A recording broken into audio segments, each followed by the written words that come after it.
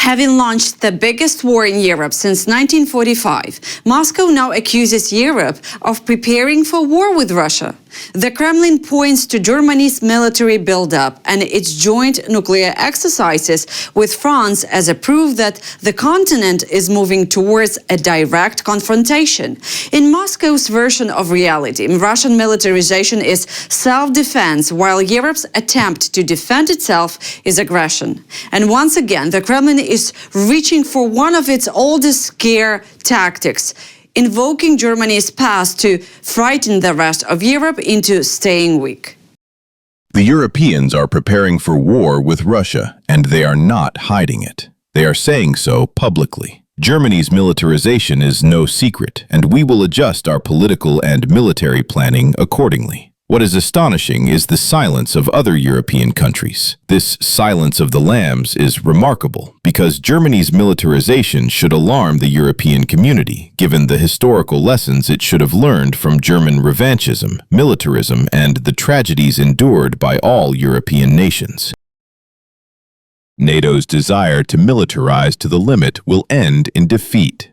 Europe can no longer conceal the dire state of its economy, including the German economy. The social sector is suffering, while civilian industry is fleeing to the United States, where business conditions are more favorable.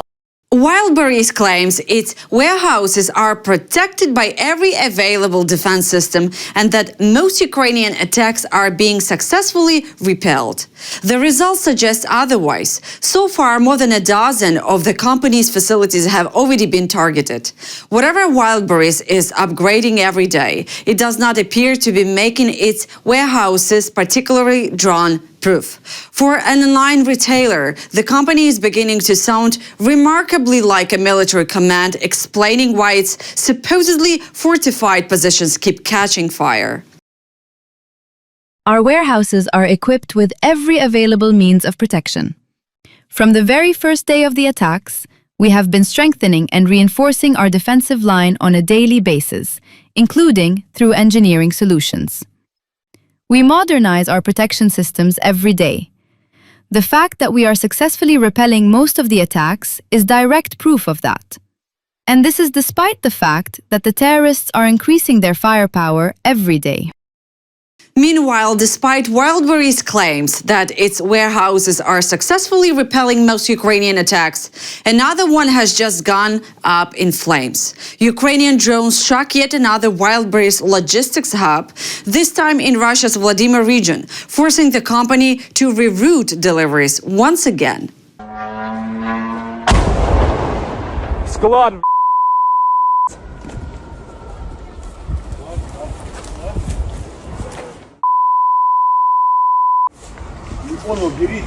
The latest wave of Ukrainian drone strikes also reached Belgorod. A major fire broke out at Belgorod State Technological University, where UAV technologies were reportedly developed and tested. According to local media, the university had designed an automated drone control system. Officials insisted the project was intended for civilian purposes, including monitoring power lines and heating networks, but the building hit in the attack reportedly burned down completely. Нет.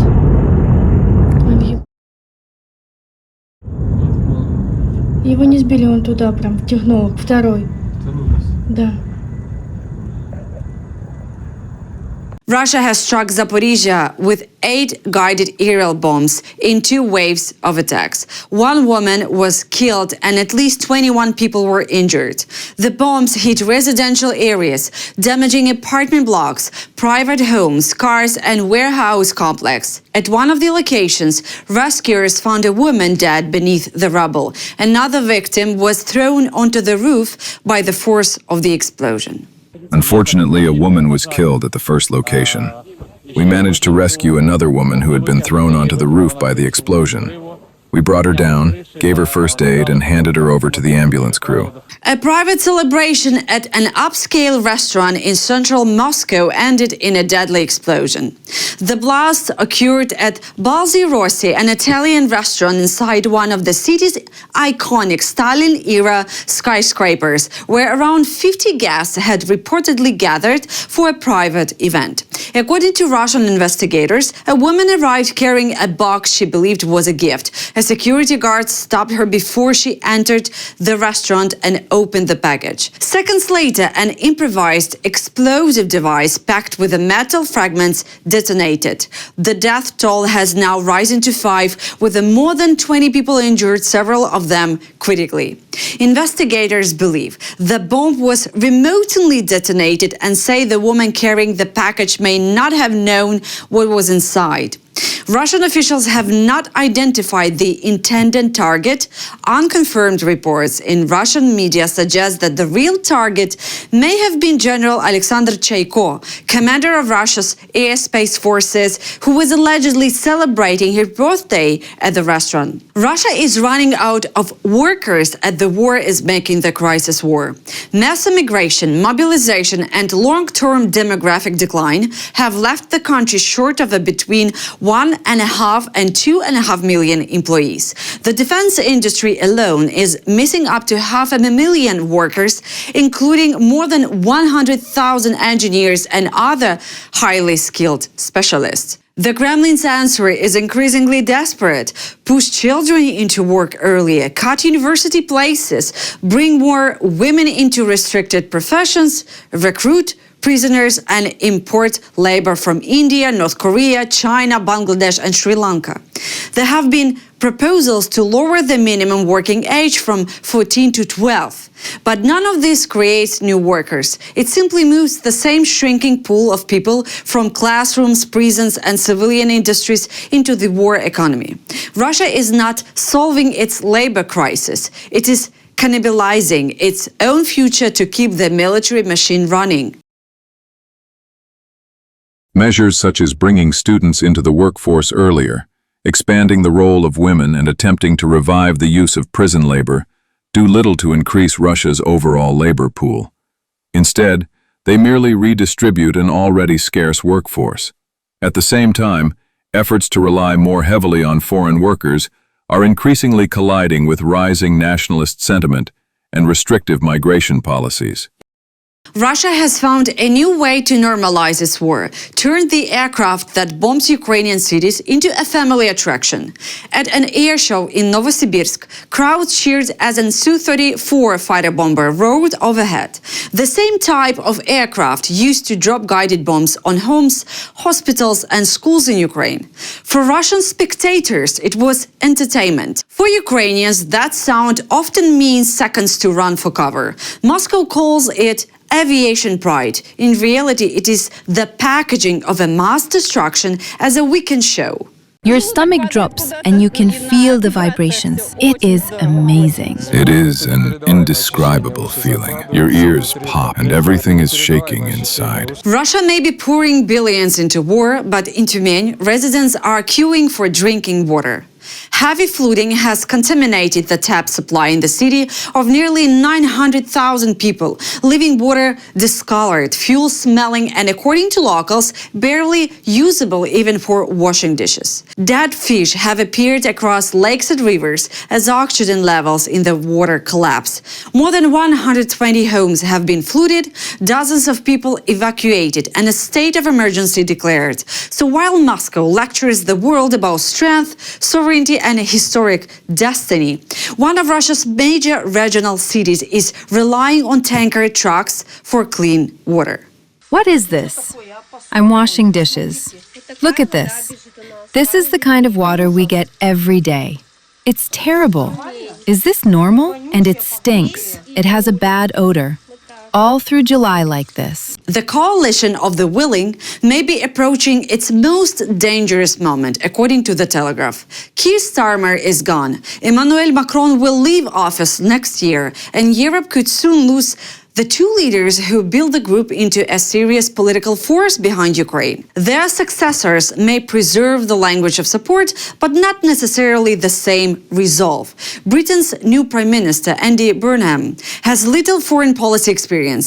In France, Marine Le Pen and Jean-Luc Mélenchon are both waiting in the wings, each offering a radically weaker line on NATO sanctions and Ukraine. Germany might seem the obvious country to fill the vacuum, but Chancellor Friedrich Merz is struggling at home, refusing to send Taurus missiles, holding back on action against Russia's Shadow Fleet, and facing resistance from politicians still dreaming of a return to business as usual with Moscow. The problem is not a shortage of summits, declarations, or coalitions. It is a shortage of politicians willing to act before the next catastrophe forces them to. London and Paris were very smart to publicly commit themselves to supporting Ukraine and to a future mission that could guarantee any ceasefire against another Russian attack. But a very different message is coming from Berlin. Both governing parties in Germany are still affected by what I would call the Moscow connection. There are people who remain willing to negotiate with Moscow and return to business as usual. That is why Germany continues to withhold crucial weapons, including the long-range Taurus missile, and refuses to seize vessels from Russia's Shadow Fleet that are being used to circumvent Western sanctions.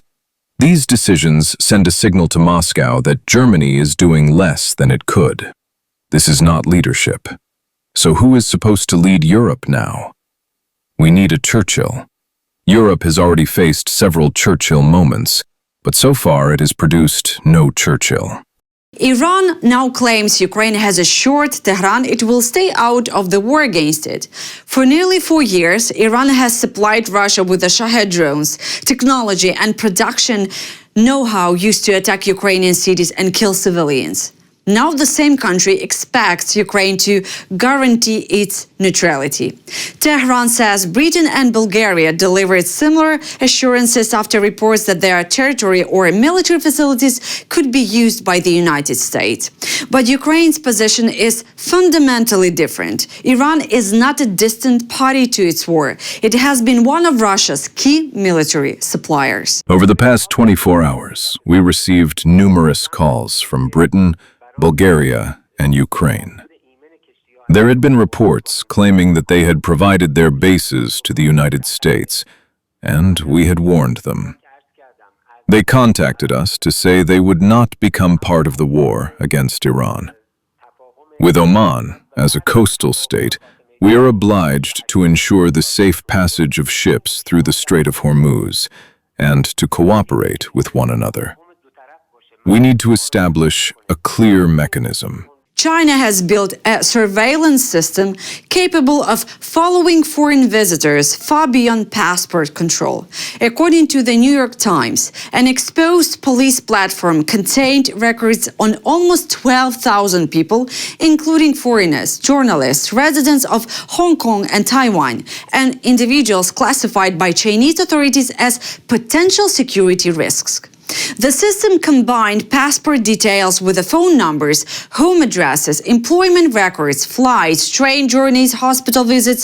It could also reconstruct a person's daily movements using street cameras and facial recognition technology. The most striking part of the discovery was that the platform was barely protected. China's surveillance infrastructure has expanded at extraordinary speed. But every new platform creates another place where highly sensitive information can be exposed. These systems bring together data from police records, immigration databases, hospitals, transport networks, financial transactions, and facial recognition cameras. That gives the authorities the ability to build an extremely detailed picture of an individual's life. But the larger the system becomes, the harder it is to secure. Each new database increases the risk that personal information will be copied, misconfigured, or simply left accessible from outside. The result is a paradox. China is constructing one of the most sophisticated surveillance networks in the world, yet the same system designed to monitor everyone else may itself be dangerously exposed. That's all for now. Thank you for watching. Please subscribe on this channel and subscribe on my personal channel, Not Just Politics.